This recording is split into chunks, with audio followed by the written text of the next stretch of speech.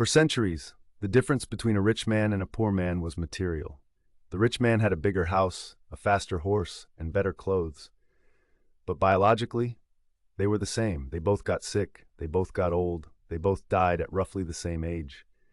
King Henry VIII had all the gold in England, but he died at 55, obese and in pain, just like a peasant. That era is over. We are witnessing the birth of biological inequality. The smart money isn't just buying yachts anymore. They are buying time, they are buying intelligence, they are buying immunity. By 2030, we will see the emergence of a new class divide. Not just the haves and the have-nots, but the enhanced and the natural. One group will have access to gene therapies that reverse aging and brain interfaces that double their IQ. The other group will be left behind in the biological slow lane. This isn't sci-fi. It is the CapEx spending plan of Silicon Valley right now. To understand the stakes, you have to understand a concept called longevity escape velocity. This is the holy grail of the biotech industry. Right now, for every year that passes, science adds about 3 months to your life expectancy. We are losing the race against time. But if technology accelerates to the point where we add more than 1 year of life expectancy for every year that passes, we become effectively immortal. The billionaires Bezos, Thiel, Altman are obsessed with this math. They are pouring billions into Altos Labs and Calico to solve death like it is a software bug. And they are making progress. We have already reversed aging in mice. We have rejuvenated human skin cells. The first person to live to 150 has probably already been born. But here is the catch.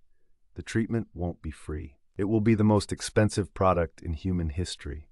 The first ticket to escape velocity will cost millions, and the smart money is positioning to be the ones selling the ticket. You might think this sounds far away. It isn't. The first wave is already here. Look at GLP-1 drugs like Ozempic and Wegovy. For the first time in history, we have a pharmaceutical injection that cures obesity. It works, but it costs $1,000 a month. What happened? The wealthy got thin immediately. Hollywood transformed overnight. Meanwhile, the poor, who suffer most from obesity due to processed food, are fighting with insurance companies who refuse to cover it. This is chemical class warfare. It proved a vital thesis to the smart money. People will pay anything for biological advantage, and society will tolerate a world where the rich are thin and healthy and the poor are not. GLP-1s are just the training wheels. Imagine when the drug doesn't just make you thin, but makes you smarter or sleep less. The demand will be infinite. If Ozempic is the appetizer, CRISPR is the main course. CRISPR-Cas9 is a technology that allows us to edit DNA as easily as fixing a typo in a Word document. We started by curing diseases. Sickle cell anemia, cured. Beta thalassemia, cured. But the smart money knows the real money isn't in fixing the broken. It is in upgrading the healthy. We are moving toward germline editing, changing the DNA of embryos before they are born. Imagine a catalog for your children. Check a box for high IQ. Check a box for 20/20 vision. Check a box for muscle density. This creates a speciation event. The children of the wealthy will be genetically superior to the children of the poor, not because of better schools, but because of better code. This locks in the wealth gap permanently. If you are competing for a job against someone who was genetically optimized for focus and intelligence, you have already lost.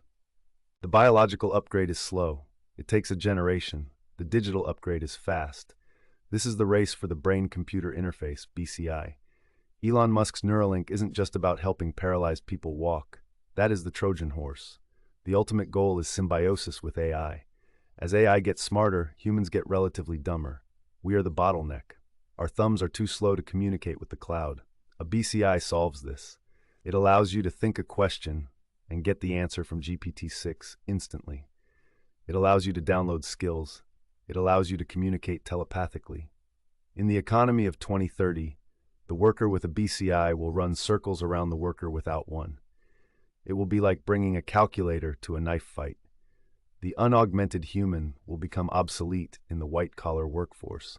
And just like the longevity treatments, the best chips will go to the highest bidders. But how will they force you to adopt this? Through the financial system, specifically insurance. We are moving toward biometric underwriting. Insurance companies don't want to guess how healthy you are. They want to know. They will offer you a deal. Wear this monitor, share your DNA data, and we will lower your premium by 50%. If you refuse, your premium doubles. Eventually, the natural human becomes uninsurable. If you don't have the cancer-preventing gene edit, you are a liability.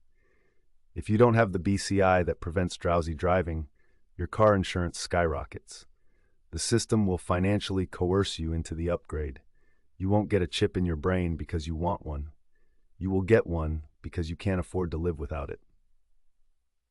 We are already seeing the physical infrastructure of this divide being built. It is the rise of the med-bed economy. Luxury longevity clinics are popping up in Zurich, Dubai, and Miami. They don't look like hospitals. They look like Four Seasons hotels. For $50,000 or $100,000 a year, members get full-body MRIs, genetic sequencing, peptide therapies, and blood washing. This is healthcare as a subscription. The smart money is betting that the rich will spend 50% or more of their net worth to stay alive. Why leave your money to your kids if you can spend it to live long enough to be your kids? This sucks the talent out of the public system. The best doctors are leaving hospitals to work in these private longevity clubs. The public system collapses under the weight of the aging poor, see episode 05, while the private system accelerates into the future. So what happens to the people who can't afford the upgrade? Historian Yuval Noah Harari calls them the useless class. In the 20th century, the rich needed the poor. They needed workers for the factories and soldiers for the armies. In the 21st century, with AI and robotics, the rich don't need the poor. One enhanced human with a BCI and a fleet of AI agents can do the work of 100 natural humans. This leads to a terrifying economic question. What is the natural human for? The likely answer is universal basic income, UBI, but not the UBI of abundance, a UBI of containment. The naturals will be paid just enough to stay quiet and consume digital content in the metaverse, while the enhanced run the real economy. The biotech divide isn't just about health. It is about economic relevance. This creates the ultimate ethical dilemma. When a technology exists that can save lives but is scarce, who gets it? We saw a preview of this during the pandemic. Who got the vaccines first? The rich countries. With biotech, the scarcity is engineered by price and patent law. The companies developing these therapies, Vertex, CRISPR Therapeutics, Moderna, have a fiduciary duty to maximize profit. They will price the cure at the maximum the market can bear. This turns life into a luxury good. We are moving from a society where we debate income inequality to a society where we will fight wars over vitality inequality. The smart money knows that this tension will lead to social unrest. That is why they are also investing in physical security, bunkers, and autonomous defense. They know the castle walls need to be higher if the people inside are living twice as long as the people outside. Let's summarize the investigation. The biotech divide is the next phase of human evolution. It will be messy, unfair, and profitable. The smart money playbook is to invest in the architects of this new species. 1. Long the tool makers. Don't bet on a single drug. Bet on the companies that make the machines for gene editing, Illumina, Thermo Fisher. They win no matter who cures cancer. 2. Long the patent holders. Companies like CRISPR Therapeutics and Vertex, Tex, own the intellectual property of the future. They are the gatekeepers. 3. Long human augmentation. Look at companies building BCIs and prosthetics. 4. Invest in your own biology. The best asset you have is your health. If you can't afford the $50,000 clinic, do the basics: sleep, diet, exercise. Stay in the game long enough for the price of the technology to drop. The train to the future is leaving the station.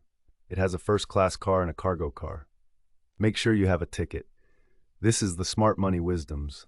The future belongs to the owners. Thanks for watching. Like and subscribe. See you next time.